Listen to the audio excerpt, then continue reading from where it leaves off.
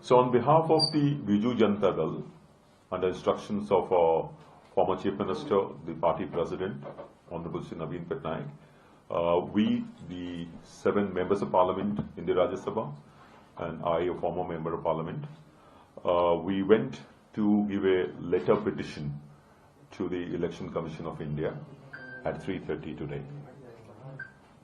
The petition basically is on the subject of some unexplainable and unusual variances between the votes polled, votes cast, and the voting pattern in the Parliament elections and the Assembly elections 2024.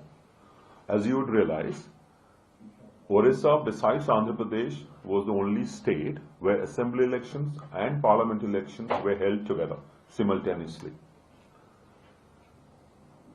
During the process of post-poll analysis of the pattern of voting, the party was conducting a research, and what emanated from this research is contained in this petition which I'll be talking to you about. The petition is basically directed at improving the transparency of the election process in the country.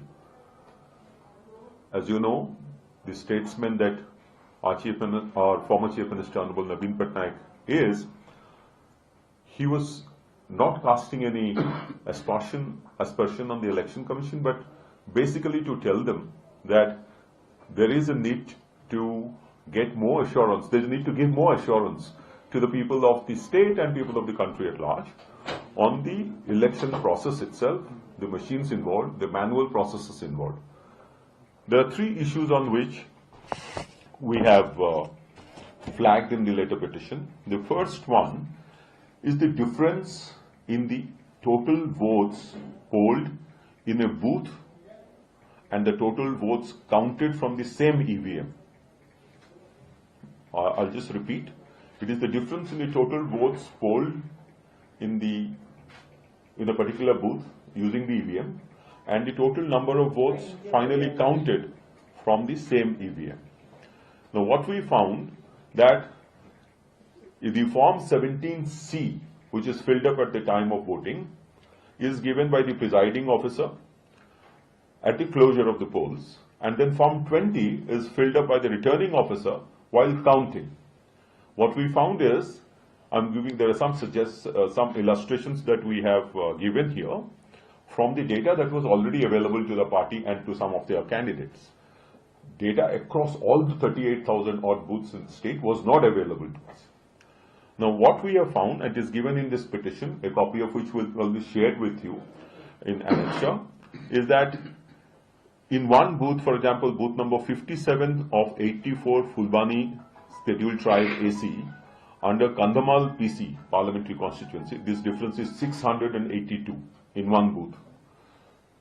In booth number 165 and booth number 219 of Talsara AC under Sundargarh PC, this difference is 660 and 784. I can go on, but you can see it in the annexure. We'll share it with you. These are just some of the illustrations based on the data that we had. So in order to make a kind of pan-state analysis, our candidates, in some cases, are representatives of the party, made representations to the returning officers to furnish them copy of the Form 17C Part 1 and 2 because they had not collected it at that time. We have also furnished this information to the Election Commission that we were deprived, we were not furnished the data as yet. That is, Form 17C Part 1 would indicate the number of people who have polled, who have reached the booth for polling, and 17C Part 2 would indicate the number of votes that was counted. Now, this variation raises questions about the integrity of the whole process. How is this possible? Especially when EVMs are used, we expected that these discrepancies would probably lessen or would probably not be there at all compared to the manual process when we were doing. But when these discrepancies are as high as 784 out of 600 and 660 you see in a polling booth, the number of people who vote is probably 1,000. Now, if there is such a huge difference, then, it raises alarms. And that is what we have done. The discrepancy in the cases at single booth level, if it is aggregated for all the booths in a constituency, it could probably, impact the result or influence the final result of the constituency. Why we couldn't do it? Because we don't have the data, and that is why we had asked the Election Commission, the returning officers. Most of the returning officers refer to the Chief Electoral Officer for clarification.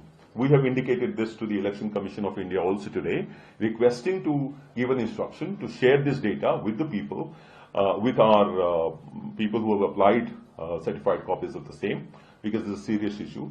And under Rule 93.2, which is what we indicated today to the Election Commission as well, of the conduct of election rules, this data should be available, or these papers, 17C Part 1 and Part 2, should be available to anyone from the public on payment of a fee.